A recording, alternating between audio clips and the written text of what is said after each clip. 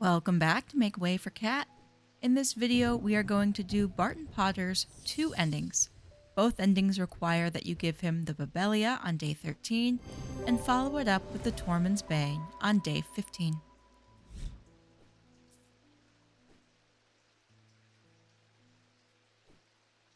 Thank you.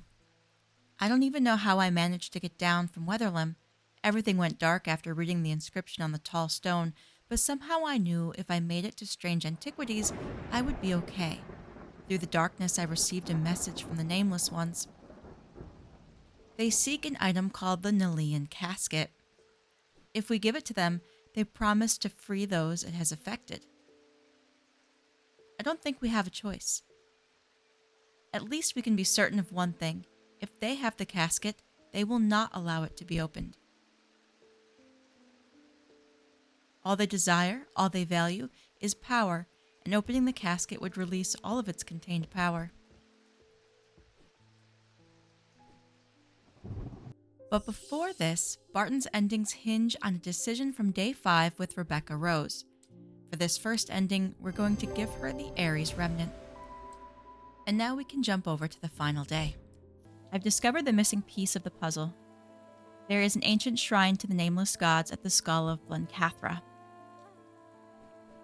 It seems humanity tried worshipping them once long ago, before we learned how little they care for us. We must take the casket there. Whatever happens, we must not allow it to be opened. So, at this point, we're not even going to wait for Eli. We don't need to. Skull of Blencathra is here. I meet with Barton Potter at the entrance of the catacombs. Ready? You have the casket?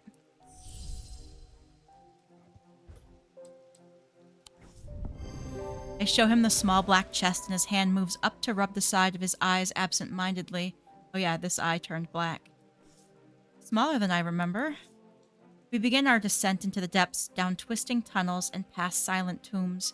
It is hard going and we pass the time deep in thought, only speaking when we need to consult the map. Finally, we come to a large cavern, illuminated by our flickering torches, is the giant skull of some long-dead beast. Huge and terrifying and ominous, the skull of Blencathra. It is too big to have found its way through the tight tunnels, so it's not clear how it got here, but we don't have time to ponder that now. It soon becomes apparent that our journey has only just begun. The skull marks the entrance to a new system of tunnels, one that are not marked on our map. We trudge onwards, deeper into the earth, trying not to think about the pressing weight of rock above our heads. Stop. He says it so abruptly that I nearly drop the torch in panic. Then I see it, a terrifying chasm in the path ahead. By some trick of the shadows and with my mind elsewhere, I had come close to stepping out into nothing. This is going to be tricky. At first, I don't see how we can get past this obstacle. The gap is too big to jump, and attempting to traverse it would be too dangerous. Then I remember the items I have with me. Surely there's something I can make use of. Yes, we're going to need a dataless link. Where did I put you?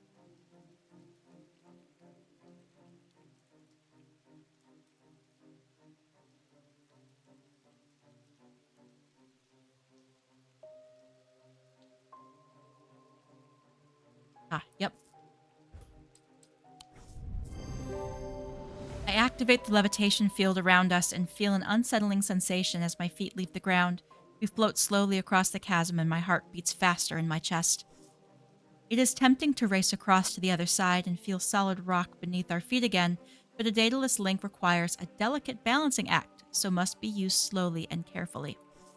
We reach the other side with great relief and continue on our way down the corridor. I'm the first one to spot the next obstacle. As we approach a bend in the tunnel, I see a flickering orange light sending shadows dancing across the wall. Peering around the corner, I'm confronted by a bright light that my eyes struggle to adjust to.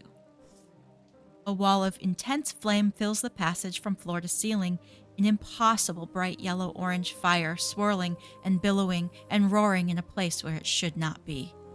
I watch mesmerized for a moment, trying to work out where the fire is coming from before being forced to retreat from the heat. What is it? I explain our hopeless predicament, and as I do, I realize that perhaps it is not so hopeless after all. Perhaps there is a way through. Yes, we have the basilisk scale. Cyrene ward.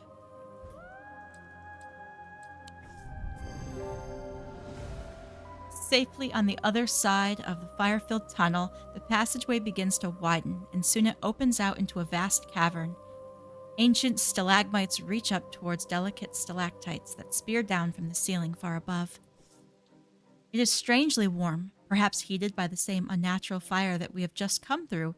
In its center sits a dark pool. Its black depths are featureless, the flickering torchlight offering no reflection upon its surface. Lencathra's basin. What do we do now? I'm stunned. I thought he knew what he was doing. We begin to explore our surroundings, both of us instinctively staying away from the edge of the imposing dark pool. We scour every corner of the cavern, looking for some clue as to how to proceed, but after a lengthy search, we find nothing. My companion is growing impatient. I guess we just throw it in? I'm not so sure about this plan, but before I can react, Barton has grabbed the casket and taken it up to the edge of the water. He pauses, contemplating, when suddenly a shuddering vibration rocks the cavern and knocks us both off our feet. Oh, the surface of the pool swirls and churns as three terrifying appendages burst out from its depths. They are long and black and spiny, and they stab and scrabble at the rock floor around the relic hunter. Ah! Barton is stabbed through the abdomen, and a second appendage pierces his chest, killing him instantly. It all happens so quickly. Before I know it, the spiny appendages have retreated below the surface of the pool once more, carrying Barton's body and the Nelean casket with them, and the black waters return to stillness. I shiver despite the warmth of the cavern and turn and run without looking back.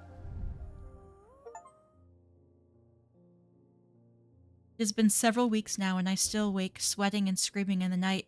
I cannot sleep without a moonstone guardian at my bedside, and even then it is a turbulent, disturbed sleep. Every night I relive the terrors of those moments in the catacombs. Every night I try to rewrite what happened and save Barton. Every night I fail and watch him die. I'm grateful that at least his sacrifice was not in vain. Those who were under the casket's spell, including my friend Verona, have been released. They remember nothing from their ordeal, but there seems to be no lingering ill effects, and Dr. Robertson says they've made a full recovery. And yet still something feels unresolved. I cannot shake the feeling that whatever took the casket was not the recipient we intended. I push these thoughts from my mind, but at night my resolve is weaker and the fear takes hold. I can only hope that time will help, but something tells me that these wounds will never fully heal.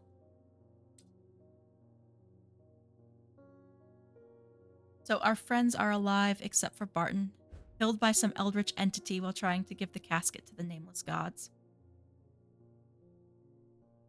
She is once again dead by her own followers when the casket wasn't opened. Insane, because good for her. Everybody else is okay.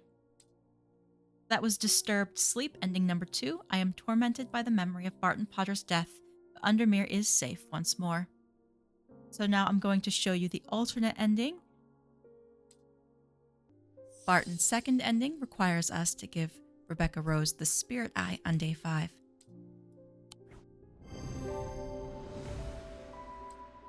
And now we jump back to day 18 and head to the Tomb of Blencathra.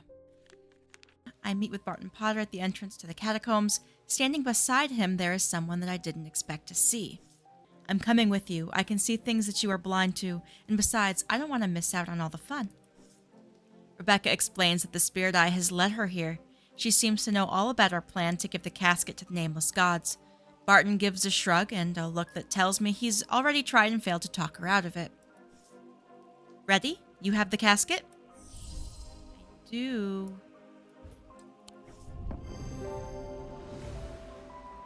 I show him the small black chest, and his hand moves up to rub the side of his eye absent-mindedly. Smaller than I remember. We begin our descent into the depths, down twisting tunnels and past silent tombs. It is hard going, and we pass the time deep in thought, only speaking when we need to consult the map. Finally, we come to a large cavern. Illuminated by our flickering torches is the giant skull of some long-dead beast, huge and terrifying and ominous, the skull of Blencathra. It is too big to have found its way through the tight tunnels, so it is not clear how it got here. We don't have time to ponder that now. It soon becomes apparent that our journey has only just begun. The skull marks the entrance to a new system of tunnels, ones that are not marked on our map. We trudge onwards, deeper into the earth, trying not to think about the pressing weight of rock above our heads. Stop. He says it so abruptly that I nearly drop the torch in panic, and then I see it, a terrifying chasm in the path ahead. By some trick of the shadows and with my mind elsewhere, I had come close to stepping out into nothing. This is going to be tricky. At first, I don't see how we can get past this obstacle. The gap is too big to jump, and attempting to traverse it would be too dangerous. Then I remember the items I have with me. Of course, we are going to use our Daedalus link. I activate the levitation field around us and feel an unsettling sensation as my feet leave the ground. We float across the chasm, and my heart beats faster in my chest. It's tempting to race across to the other side and feel solid rock beneath our feet again, but a Daedalus link requires a delicate balancing act and must be used slowly and carefully. We reach the other side with great relief and continue on our way down the narrow corridor. And then we've got a wall of flames.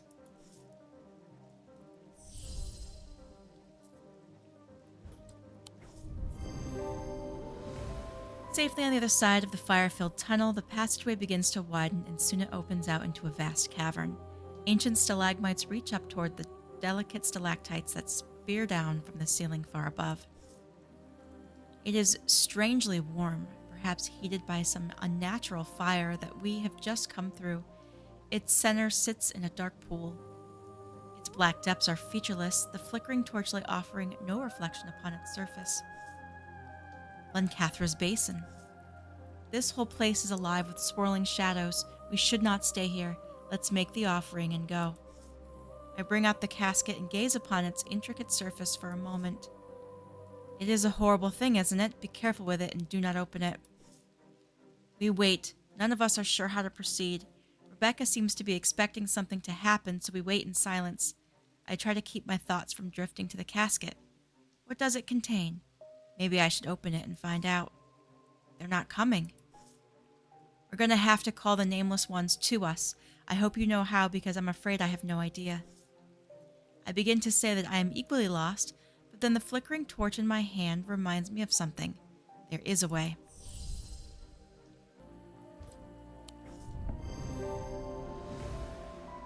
Almost immediately, we feel a shuddering vibration accompanied by a booming noise that sounds like giant footsteps echoing through the cavern. Small stones and some larger rocks shake loose from above, and to our right, a single centuries-old stalactite comes crashing down from the ceiling and smashes against the hard rock floor. Oh. I watch in stunned horror as the pool in front of us begins to ripple and swirl, and a huge hand emerges from within, its palm held upwards, fingers curling towards the stalactites dripping down from the roof of the cavern. Quickly, the casket! I hesitate, but only for a moment. I throw the black casket towards the outstretched hand, and it closes around it into a fist before slowly retreating back below the surface of the pool. The offering has been accepted. A pact has been made. The cavern continues to shudder. A handful of smaller stones clatter around us, and we don't wait around to see if another stalactite is going to come down. But the danger seems to be over, and the vibrations become softer and more distant. I feel strangely elated, shivering with excitement as we leave the warm cavern. I glance back one last time at the black pool. Its surface is still. My uneasiness around the plan to hand over the casket to the nameless gods has subsided in the weeks following our adventure in the catacombs. I had a conversation with Dr. Robertson yesterday, and she seemed to be confident that her patients have now all made a full recovery. They remember nothing from their ordeal, but there still seems to be no lingering ill effects. Verona Green came by the shop a few days ago to thank me personally. She reassured me that the nameless gods would never even consider opening the casket, and nor would they use its dark power against us. They have no interest in the lives of men. Undermere feels at peace once again. As I write this, Jupiter is purring softly in my lap, having tried to bat away the quill several times and nibbled the pages on a previous attempt. And the warmth of the fire is making me drowsy. I will sleep soundly tonight. So this appears to be another good ending. All of our friends are alive. Of course, Audrey Bell did not make it. She knows what she did. Even Jack Hungerford has come through. Ending number 5. In the lap of the gods, the nameless gods have the casket. Our fate is in their hands. So let me know your thoughts on this ending in the comments below. Thank you so much for watching, and I'll see you in the next one.